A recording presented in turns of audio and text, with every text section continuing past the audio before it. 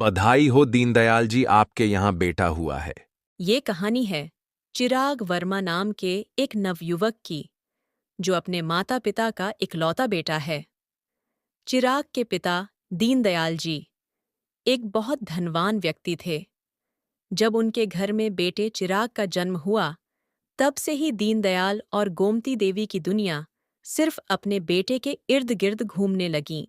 चिराग अभी छोटा ही था कि एक दिन दीनदयाल जी की एक दुर्घटना में मौत हो गई।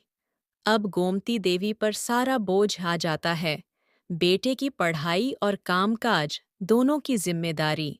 समय बीतता है, चिराग बड़ा होता है और कारोबार का भार उठा लेता है। लेकिन जैसे जैसे चिराग की जिंदगी व्यस्त होती जाती है, उसके व्यवहार में भी बदलाव आने लगता है। चिराग बेटा, क्या बात है? आजकल तो तू बहुत व्यस्त रहने लगा है। मेरे पास भी नहीं बैठता। कितने दिन हो गए हैं बेटा तेरे साथ बैठकर खाना खाए को? अरे माँ, आप तो जानते ही हो कि काम में कितना स्ट्रेस होता है। आजकल गला काट प्रतियोगिता है।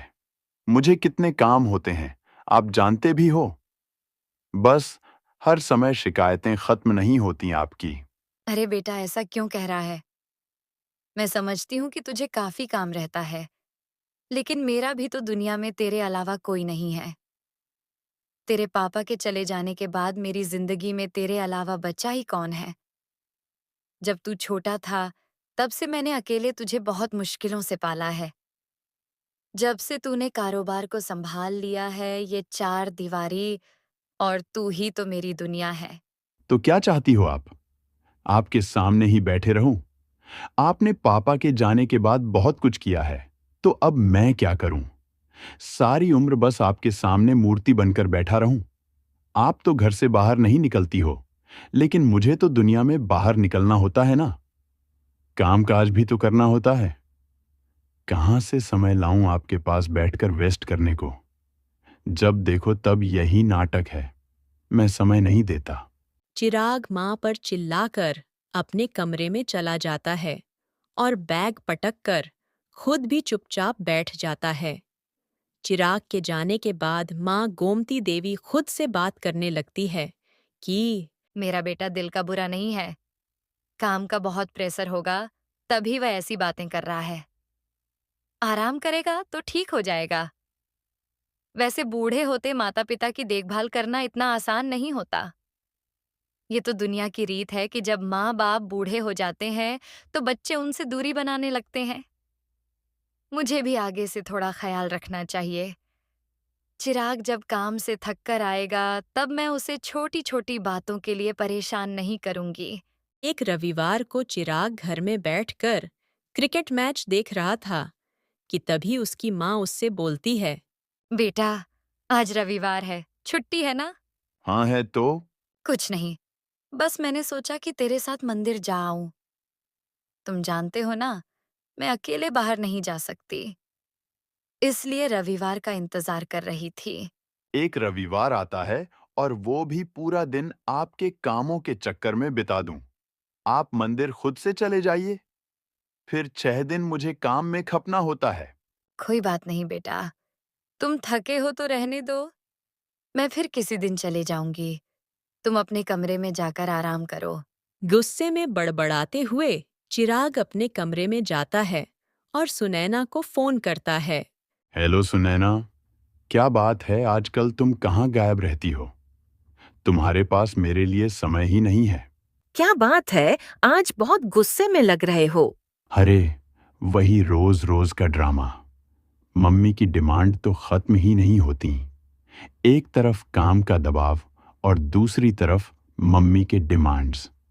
और तुम भी ना ही मिलती हो और ना सीधे जवाब देती हो कि शादी के लिए रेडी हो या नहीं। सुनो चिराग, ऐसा नहीं है कि मैं तुम्हें जवाब नहीं देना चाहती, लेकिन मेरा जवाब शायद तुम्हें पसंद न आए। ठीक है, अब बता भी दो।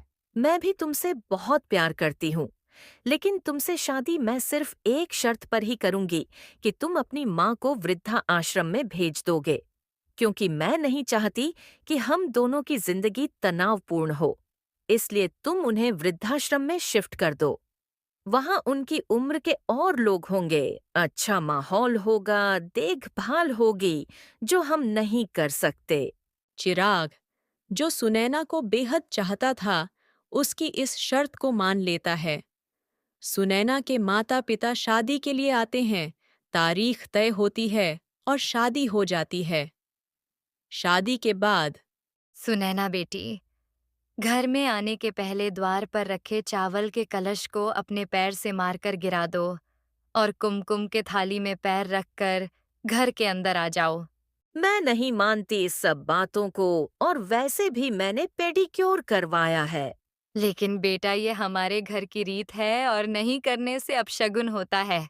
माँ, जब सुनैना ने मना कर दिया तो आप क्यों पीछे लगी हैं?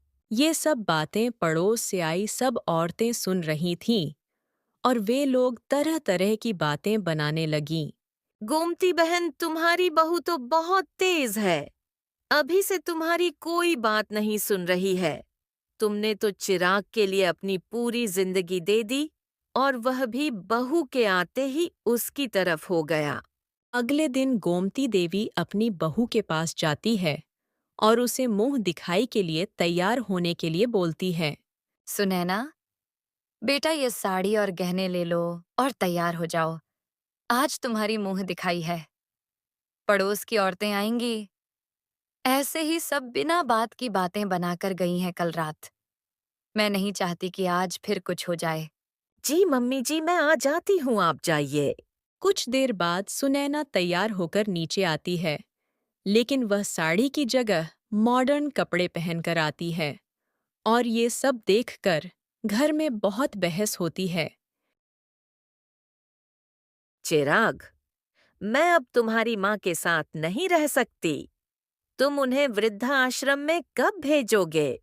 सुनैना, तुम तो जानती हो कि सारी प्रॉपर्टी माँ के नाम है और उन्हें निकालना आसान नहीं है। मुझे नहीं पता, तुम कुछ भी करो। तुमने मुझे शादी से पहले बोला था कि तुम अपनी माँ को वृद्धा आश्रम भेज दोगे। ठीक है, मैं उन्हें आज ही शाम को ले जाऊंगा। माँ, आप अपनी तैयारी कर लीजिए।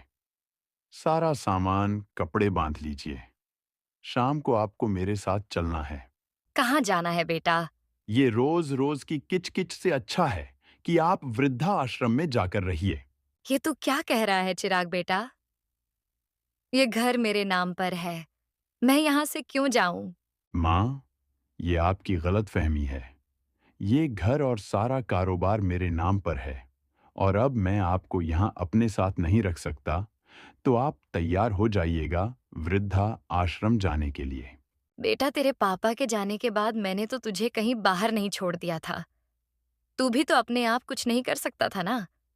मैंने तो तुझे बोझ नहीं समझा और तेरे लिए ना ही दिन देखा और ना ही रात। लेकिन आज जब मैं बूढ़ी हो गई हूँ और असहाय हो गई हूँ, तो तुझे यही माँ बोझ लगने लगी है?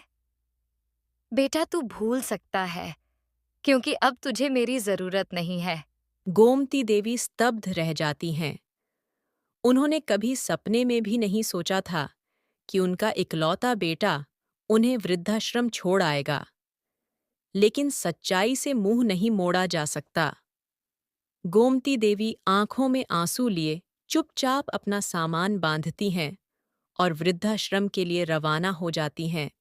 माँ को वृद्धाश्रम छोड़ आने के बाद चिराग और सुनैना बहुत खुश हो जाते हैं। एक दिन चिराग थका हारा घर लौटता है और सुनैना से कॉफी मांगता है। सुनैना, मैं बहुत थक गया हूँ, मेरे लिए कॉफी बना दो ना। तो मैं क्या करूं? मैं भी अभी ही आई हूँ। तुम खुद से कॉफी बना लो, और हाँ, मेरे लिए भी बना देना। चिराग उठकर जाता है और कॉफी बनाने लगता है। कॉफी बनाते हुए उसे अपनी माँ की याद आती है कि कैसे माँ उसे ऑफिस से आते ही कॉफी और ठंडा पानी देती थी। दिन बीतते जाते हैं, अब चिराग भीतर से टूट जाता है। उसे ऐसा लगता है जैसे उसके शरीर का कोई हिस्सा काट दिया गया हो। अगले दिन ऑफिस से लौटने के बाद चिराग अनजाने में माँ के कमरे की ओर बढ़ता है और 2 बार माँ, माँ पुकारता है। फिर याद आता है कि माँ अब वहाँ नहीं है। वह चुपचाप सोफे पर आकर बैठ जाता है। दिन बीतते हैं, लेकिन हर गुजरते दिन के साथ चिराग के दिल में अपने माँ की दूरी का एहसास और गहरा होता जाता है। एक दिन चिराग वृद्धाश्रम जाता है और मैनेजर से मिलता है। मैं जानता हूं, मैंने बहुत बड़ी गलती की है। मैंने अपने माँ से जीने की वजह ही छीन ली। मैं खुद को कभी माफ नहीं कर पाऊंगा। मैंने सोच लिया है, अब वो अपने ही घर में रहेगी, चाहे मुझे घर छोड़कर क्यों ना जाना पड़े। मैनेजर किसी ट्रस्टी को बुलाता है। मिस्टर चिराग, इनसे मिलिए। यही है हमारे ट्रस्टी। बेटा, तुमने बहुत सही बात कही, लेकिन इस एहसास में तुम्हें बहुत देर लग गई। मुझे समझ में नहीं आता, तुम किस मिट्टी के बने हो, कैसे बेटे हो तुम, जो एक लड़की के लिए अपने माँ को वृद्धाश्रम भेजने को तैयार हो गए।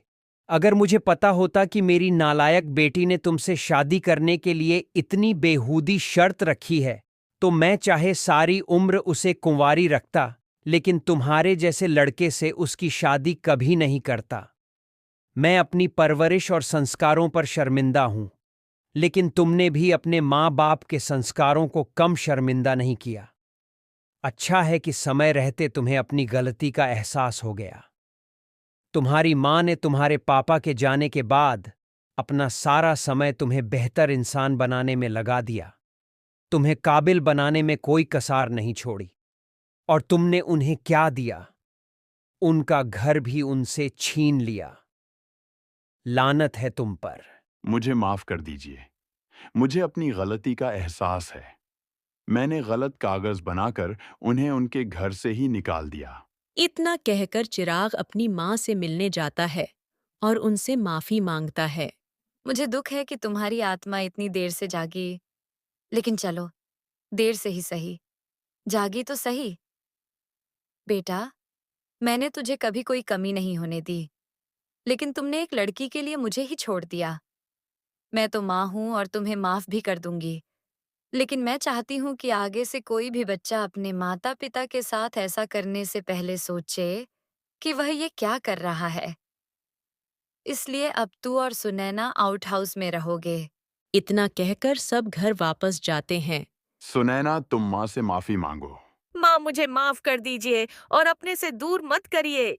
बेटा, अब मैंने जो सोच लिया है वही होगा और तुम और चिराग आउट हाउस में रहोगे। इसके बाद गोमती देवी अपने घर में हर उन लोगों को शरण देती है जिनके बच्चे उन्हें घर से निकाल देते हैं।